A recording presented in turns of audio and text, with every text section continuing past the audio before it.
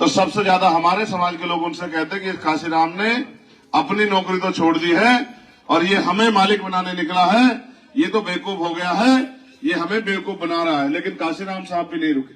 फिर एक समय आया कि काशीराम साहब के आंदोलन से इतनी ताकत बनी कि राजकाज भी हम पे आया, डीएम एसएसपी भी हमारा बना, पटवारी सेक्रेटरी भी हमारा बना, गांव में प्रधान से लेके बीडीसी जिला पंचायत भी हमारा बना, जिला पंचायत अध्यक्ष मंत्री संतरी भी हमारे बने और फिर उन्होंने हमारे लिए काम किया।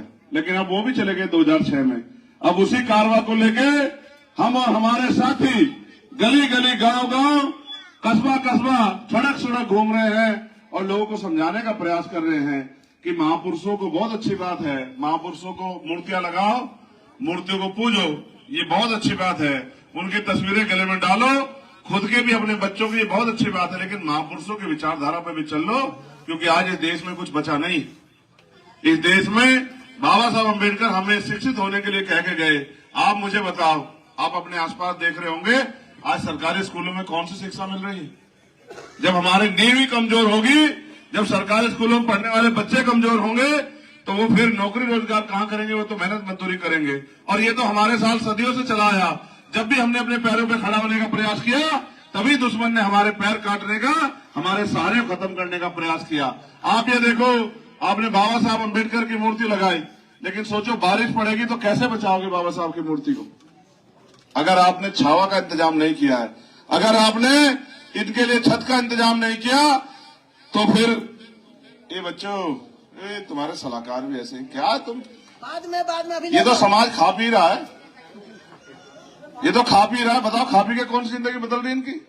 मैं आपके गांव में सैकड़ों किलोमीटर चल के नाश्ता करने थोड़ा ही आया। नाश्ता तो मैं जहां रुक जाऊंगा वहां कोई ना कोई मुझे नाश्ता करा ही देगा। लेकिन आप बताओ, जब आपकी जिंदगी नहीं बदलेगी तो मेरे आने का क्या फायदा होगा? क्या बताओ? 75 साल की आजादी में गरीबी दूर हुई? ये टूटे फूटे मकान अपने देखो तो सही। आज भी हमारे लोग देखो, मैं बहुत कड़वी बात कहूंगा, अब मैं रुकूंगा नहीं किसी पे, मेरी बात को सुनो। जिन पे कुछ होता है वो खुशी मनाए अच्छे लगते हैं, जिन पे कुछ भी नहीं होता वो भी मुस्कुराते हैं।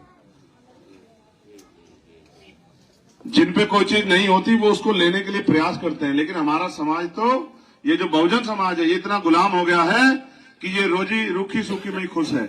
इसको चाहे देखो, काशीराम साहब कहते थे कि जिस कौम को फ्री में खाने की आदत हो जाती है वो कौम कभी क्रांति नहीं कर सकती, और जो कौम कभी क्रांति नहीं कर सकती। ये पैगाम है भारत के हर कंटेंट क्रिएटर के नाम। जय भीम जय भीम कह दो। लेकिन आज मैं बड़ा खुश हुआ जब आप उधर बिल्कुल प्रोग्राम के पीछे से मुझे उधर लेके गए और पूरे गांव का चक्कर कटा के लेके आए, और मैंने यहाँ गाड़ी खड़ी देखी तो मुझे बड़ा आश्चर्यचकित हुआ कि भाई प्रोग्राम तो यही था, तो हम उधर क्या गए थे? सब लोग तो यही थे। तो फिर मेरी समझ में आया कि मुझे गांव दिखाने ले गए थे। और उन्हीं का इलाज ये है कि राजतंत्र में तो रानी का बेटा राजा बनता था, लेकिन लोकतंत्र में तो जनता जिसको वोट देती है वो ताकतवर हो जाता है। आपकी जितनी समस्याएं, आज मैं बहुत बात नहीं करूंगा आपसे, आपकी जितनी समस्याएं हैं वो आप लिफाफे में लिख के मुझे दे दो और वोट की ताकत मुझे दे दो।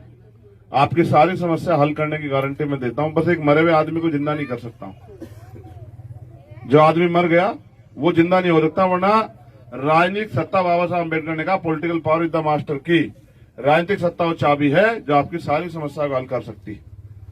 तो अगर आप वोट की ताकत से चंद्रशेखर को आगे बढ़ाएंगे तो फिर आपको किसी के आगे हाथ फैलाने की जरूरत नहीं। हमें 75 साल की आजादी में ये मिला है कि आपके अपने घर देख लो गांव के, मैं गारंटी देता हूं कि 70% मकान ऐसे होंगे, 50-60% गरीबों के, दलित पिछड़े वर्ग के लोगों के, जिनके घरों पे प्लस्तर नहीं होगा। आप जाके चेक कर लेना गांव में।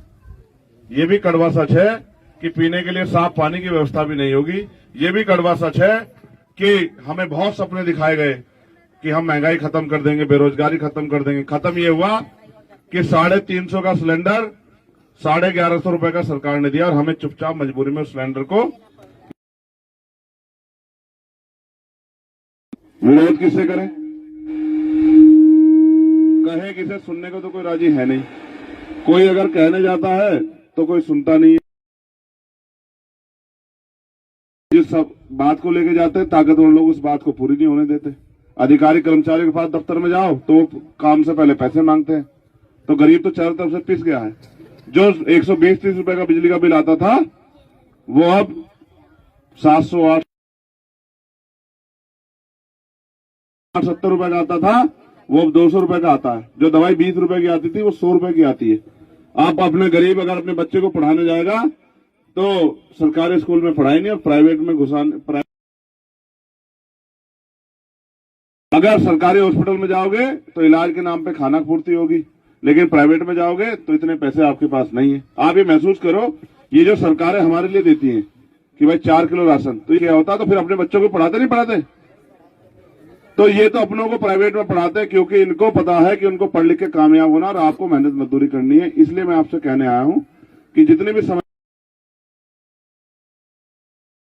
उनको दे देना और बाकी मेरे ऊपर छोड़ देना। एक दिन में तो नहीं बदलेगी, लेकिन धीरे धीरे जब चंद्रशेखर आजाद, अभी तो चंद्रशेखर छोटा सा है, आप जो उसको, जैसे आपके घर में बच्चे हैं ना, अभी इनसे कहो कमा दो, कमा देंगे क्या? अभी तो आपको इनकी देखरेख करनी पड़ेगी, लेकिन 5, 7, 10 साल बाद पढ़ लिख के जब ये कामयाब हो जाएंगे तो फिर आपको इनसे थोड़ा कहना पड़ेगा कि भाई अब भी तो अब क्या नाम कमा के लाने के लिए, फिर तो ये खुद ही कमाने लग जाए। कमा के लाएंगे तो माँ के हाथ में भी 2 रुपए रखेंगे, बहन के सपने पूरे करेंगे, भाई की मदद भी करेंगे, पिता के सम्मान का भी ख्याल रखेंगे। तो अभी कमाने की स्थिति में जा रहा हूं, तैयार हो गया, नौकरी ढूंढ रहा हूं, नौकरी देने का काम आपका है। अभी आप मुझे नौकरी दे दो, फिर मैं आगे बढ़ के कलम की ताकत से बहुत सारे लोगों के दुख दर्द तकलीफ दूर करने का काम बाबा साहब अम्बेडकर के संविधान ने जो अवसर दिए उससे करूंगा। और मैं फिर आपसे कहूंगा, देश बचाने की लड़ाई आ गई है।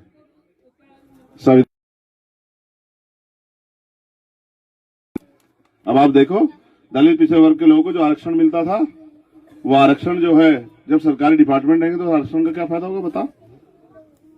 तो वो तो सिर्फ हमें रोजी रोटी पे मोहताज कर देना चाहते हैं। क्या हम रोजी रोटी खाने के लिए पैदा हुए?